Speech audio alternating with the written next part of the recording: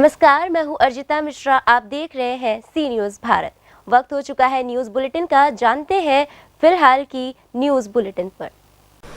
नायब तहसीलदार दीपक कुमार ने नगर पंचायत जोया आकर सफाई कर्मचारियों के बयान लिए, जहां अधिशासी अधिकारी नगर पंचायत दीपिका शुक्ला अवकाश पर अपने पिता के घर इलाज के लिए गई थी। उनकी अनुपस्थिति में नगर पंचायत जोया में विपिन कुमार मूलपद सफाई नायक द्वारा यह शिकायत दर्ज की गई थी कि अधिशासी अधिकारी दीपिका शुक्ला द्वारा विपिन कुमार को गाली गलौज किया जाता है और कार्यालय के कुछ अन्य कर्मचारियों ने भी विपिन कुमार के साथ हाँ में हाँ मिलाते हुए गवाही दे दी थी कि मैडम गाली गलौज का इस्तेमाल करती हैं, जिसके संदर्भ में वापस लौटने पर दीपिका शुक्ला ने अपना पक्ष रखा और सारे साक्ष्य दिए कि किस प्रकार विपिन कुमार नगर पंचायत जोया से जुड़े सारे डॉक्यूमेंट अपने पास बिना बताए रख लेते हैं और जिसका जिक्र भी पंजिका में नहीं करते हैं। स्पष्टीकरण मांगने पर कोई जवाब नहीं देते हैं और नगर पंचायत जोया से जुड़े कुछ जनप्रतिनिधियों से मिलकर पूरा प्रयास कर रहे हैं कि SC एक्ट लगा दिया जाए, जिसके संदर्भ में पंचायत के सफाई कर्मी एकत्रित होकर के अपना बयान दिए हैं कि मैडम द्वारा कभी भी गलत भाषा का प्रयोग नहीं किया गया है, वह हम सब का हमेशा ध्यान रखती हैं। अमरोहा से सेनु संवाददाता गौरव की रिपोर्ट।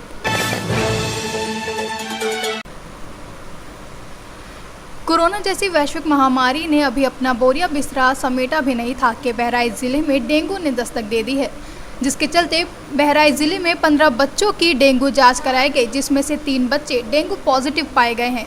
जिन बच्चों का इलाज बहराइच जिला अस्पताल के चिल्ड्रन वार्ड में चल रहा है, वहां के CMS Bahraich doctor DK Singh ने लोगों से बच्चों के हल्का फीवर आने पर भी तुरंत डेंगू जांच कराने की अपील की है। इस संबंध में जानकारी देते हुए CMS डॉक्टर DK सिंह का कहना है कि बहराइच जिले में 15 बच्चों की डेंगू की जांच कराई गई थी, जिसमें से 3 बच्चे डेंगू पॉजिटिव पाए गए हैं। सभी बच्चों का इलाज बहराइच जिला अस्पताल के चिल्ड्रन वार्ड में चल रहा है। गलीमत यह है कि किसी भी बच्चे की अभी तक डेंगू की वजह से मौत नहीं हुई है। इसमें है सफाई, विशेष ध्यान देना चाहिए लोगों को सफाई का, और जहाँ वाटर लॉगिंग हो रही है उसको न होने दें। पानी जहाँ भी इकट्ठा हो उसको हटाते रहें बीच बीच में जो है, और कीटनाशक दवाई का छिड़काव करें जिससे कि मच्छर वहाँ पे ना होने पाए। ये सब सावधानियाँ हैं। और किसी को अगर फीवर आता है तो अपना जांच कराएं, जांच मलेरिया या डेंगू जो भी निकलेगा उसका फिर उपचार होगा। और हमारे यहाँ अभी 3 केस जो है हमारे ज़िले में पॉजिटिव आए हैं, और उसमें 1-2 पेशेंट भर्ती भी रहे हैं, उनका इलाज हुआ है, लेकिन कोई पेशेंट सीरियस नहीं हुआ, ना कोई डेथ हुई है। उसका जो रैपिड टेस्ट से जो 15 आए हैं, लेकिन कन्फर्म जो इलीजिया टेस्ट से 3 पॉजिटिव आए हैं। नहीं, ये तो फिजिशियन दिखाने के बाद, उसमें जाँच करने के बाद अगर डेंगू पॉजिटिव निकलता है तो उसको फिजिशियन द्वारा इलाज होता है, उसको भर्ती किया जाता है। यहाँ पर जो है प्लेटलेट कम होने पर उसका जो है प्लेटलेट दिया जाता है, जो चढ़ाया जाता है उसको जो है, और मरीज रिकवर हो जाता है। और हमारे जो भी पेशेंट भर्ती हुए हैं वो सब ठीक होकर चले गए, तो यहाँ पे कैजुअल्टी नहीं हुई है। बहराइच जिले से सीनियर संवाददाता श्याम की रिपोर्ट। महाराजगंज जिले के कोठीबाह थाना क्षेत्र के ग्राम सभा बिशोखोर में स्लोगन लिखे जाने व ग्राम प्रधान के पिता द्वारा मिटाए जाने को लेकर ग्राम प्रधान के पिता की हत्या कर दी गई, जहां ग्रामीणों ने लगभग 1 घंटे तक सड़क पर जाम लगाए रखा। वहीं ग्राम प्रधान चंदन प्रजापति ने कोठीबाहर पुलिस को आधा दर्जन लोगों का नामजद तहरीर देकर गिरफ्तारी की मांग की है। महाराजगंज से सीनियर संवाददाता AK गुप्ता की रिपोर्ट। आगामी विधानसभा चुनाव को लेकर हसनपुर विधानसभा के लोगों में उत्साह देखने को मिला, जहां हसनपुर विधानसभा के बिथान प्रखंड अंतर्गत बेलसंडी गांव के आम जनताओं ने बेबाकी से अपनी राय रखी और चुनाव को लेकर अपनी प्रक्रिया जाहिर की। अभी हम खड़े हैं समस्तीपुर जिले के हसनपुर विधानसभा अंतर्गत बिथान प्रखंड के बेलसंडी में। हम जानेंगे कि हसनपुर विधानसभा में इस बार कितना विकास हुआ, लोग संतुष्ट हैं या नहीं। हम बात करेंगे यहाँ का स्थानीय लोगों से। जी, आपके भाई विधानसभा में विकास हुआ है? हाँ जी, हुआ है। आप संतुष्ट हैं? पूरा संतुष्ट हैं, और हम चाहेंगे कि दोबारा हमारा विधायक राजकुमार राही बने और पूर्ण बहुमत से इनको जिताएंगे। और मंत्री जी भी हमारे नीतीश कुमार बने मुख्यमंत्री, हमारे विधायक जी को भी मंत्री बनाया जाए, जो बचा हुआ कार्य है उन्हें पुनः पूरा किया जाए। आप क्या कहेंगे, आपके यहाँ विकास हुआ है? जी सर, हुआ है, बहुत विकास हुआ है।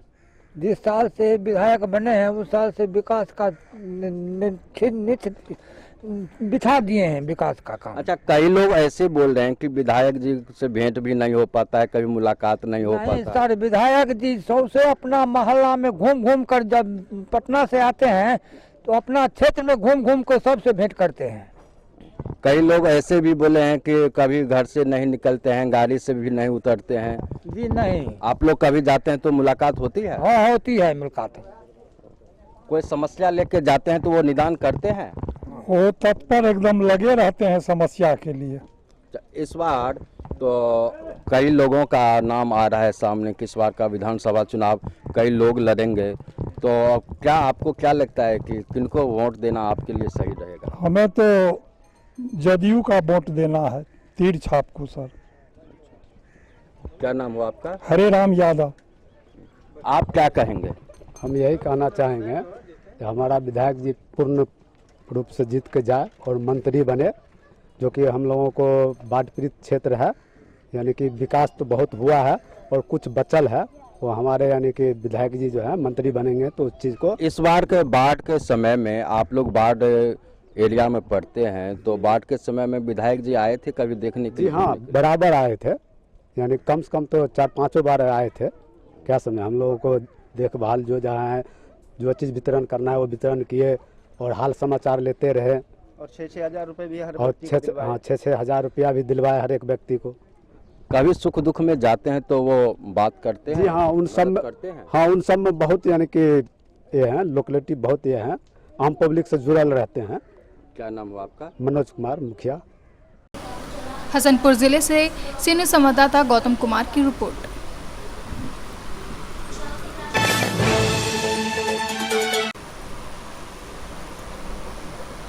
पश्चिमी चंपारण जिले के बेतियात अंतर्गत 3 लालटेन चौक के पास बाटा शोरूम में भीषण आग लग गई, जिसमें काफी सामानों की क्षति हुई है, लेकिन प्रशासन समय से नहीं पहुंचा। वहीं आग कैसे लगी अभी तक इस बात का पता नहीं चला है, लेकिन बारिश में भी आग लगना और सामानों का क्षति होना साफ साफ साबित करता है कि शॉर्ट सर्किट की वजह से ही ये आग लगी होगी। बेतिया से सीनू संवाददाता राजकुमार की रिपोर्ट।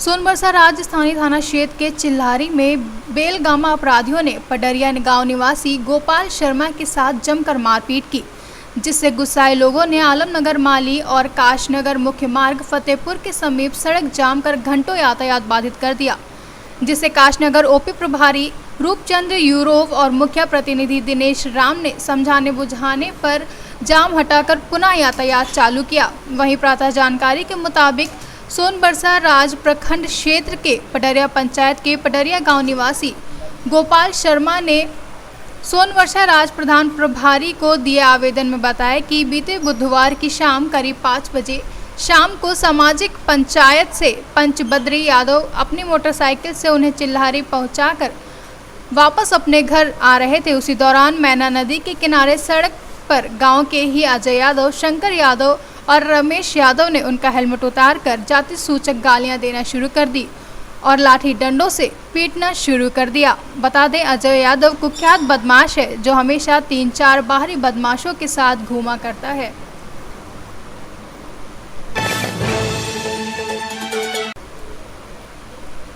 रायगढ़ जुटीमल थाना क्षेत्र अंतर्गत इस संस्कार पब्लिक रोड जिंदल डैम के समीप बोदा टिकरा में एक युवक की लाश मिलने से पूरे क्षेत्र में सनसनी फैल गई है।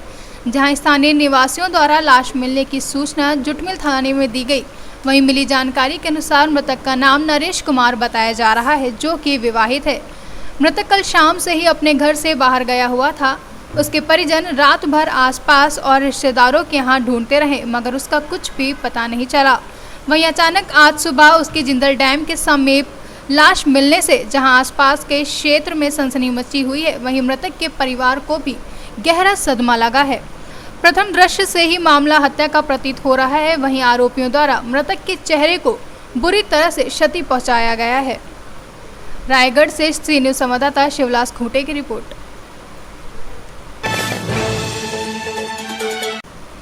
जफराबाद जलालपुर थाना क्षेत्र के हौज मुरादपुर चौहान बस्ती में बीती रात चोरों ने सेंध लगाकर एक घर तथा 2 दुकान में भीषण चोरी कर लिए। जहां पीड़ितों को घटना की जानकारी शुक्रवार को सुबह हुई, वहीं सूचना पर जलालपुर पुलिस मौके पर पहुंची और जांच पड़ताल में जुट गई। बताते चले 5 लाख रुपए से अधिक के गहने और 20,000 नकद की चोरी हुई है। वहीं हौज गांव निवासी जय सिंह चौहान परिवार के साथ घर के बाहरी हिस्से में सोए हुए थे और घर के सभी सदस्य बरामदे में थे। तभी गुरुवार को देर रात घर के पीछे के दीवार से सेंध लगाकर चोर घर में घुसे और इस भारी चोरी को अंजाम दे डाला। जौनपुर से सीनियर संवाददाता कृपाशंकर की रिपोर्ट।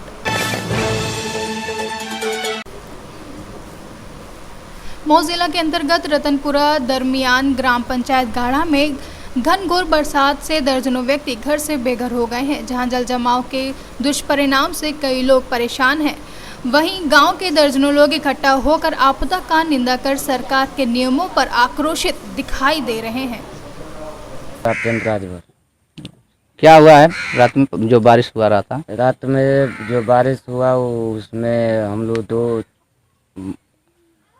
पत्नी और मैं, यहाँ पर आपके बच्चे पत्नी 3 इसमें सोए थे। उसी में अचानक बारिश की वजह से घर गिर गया।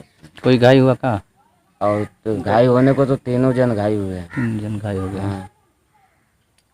पहले से पता था जल था का? नहीं, पहले से जल नहीं था ये अचानक बारिश की वजह से ये बारिश दब गया। बारिश बहुत तेज भी था। अभी ये घर गिर गया है तो आपको रहने के लिए कुछ नहीं व्यवस्था, कोई व्यवस्था नहीं है। पहले से किसी आला अधिकारी को बताए थे? पहले से किसी शंका नहीं था गिरने का? नहीं गिरने का, इसी में अपना गुजारा कर रहे थे। वास्तव में गिरा तो है। अब रहने के लिए आपके पास कोई व्यवस्था? कोई व्यवस्था नहीं। आप? हाँ जी, आप तो देख रहे हैं। हम तो देख रहे हैं। आपका नाम क्या है? हमारा नाम गुलाब सिंह राजभर। इनके पिताजी हैं? हाँ। पिताजी। आप इसी में रहते हैं? हाँ।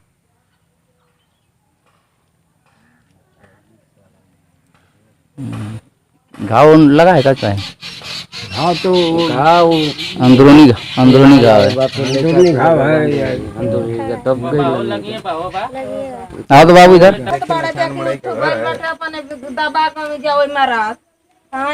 का करल जाए, रोत गाँव रह जा भैया। सरकारी सुविधा नहीं मिला, सरकारी सुविधा नहीं मिला तो ढह गइल बा कुलियों पलान ढह गए दबा गाँव से ले सीधा लो।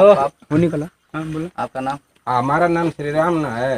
लड़का दबा गाँव से गाँव गाढ़ा है हमारा। ये मड़ई देखिए ना, हाँ मड़ई केवल है? हाँ मड़ई है, घर तो है उधर, लेकिन वो भी उधर भी गिरा ही है। वो भी गिरा? हाँ उधर भी गिरा है। रहने के लिए वही छोटी मड़ई है इधर, और उधर तो 1 रूम 2 रूम है हमारा। ईंटे का? हाँ ईंटे का है 2 रूम, लेकिन उधर भी गिरी रहा है, स्थिति खराब है। ये रात में कितना बारिश हुआ है? अरे इधर तो बहुत जोरदार बारिश हुई। बारिश, हाँ बहुत बारिश हुई। बारिश से तो पूरा तहस नहस हो गया। हम लोगों की कृषि कितनी सब डूब गई है। मऊ जिले से सीनियर संवाददाता राम प्रवेश भारती की रिपोर्ट।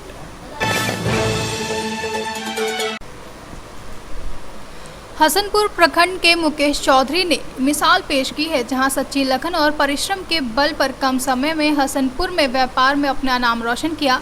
वहीं 1 लाख रुपए से अपना व्यापार शुरू करने वाले शख्स मुकेश चौधरी आज कई व्यापार का प्रबंधक है। आज हम आपको एक सफल व्यक्ति के जीवन के बारे में बताते हैं। लोग आजकल कार्य कम और टेंशन ज्यादा पालते हैं, परंतु हम आपको एक ऐसे शख्सियत से मिलाने के लिए जा रहे हैं जो बहुत कम समय में अपने कार्यों के वजह से क्षेत्र में जाने जा रहे हैं। हम सफल व्यक्ति के सफल जीवन की कहानी आपको उन्हीं के जुबानी सुनाते हैं।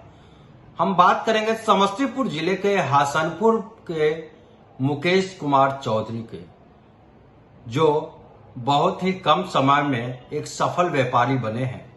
1 लाख रुपये से उन्होंने अपने व्यापार की शुरुआत की और आज कई व्यापार के मालिक हैं।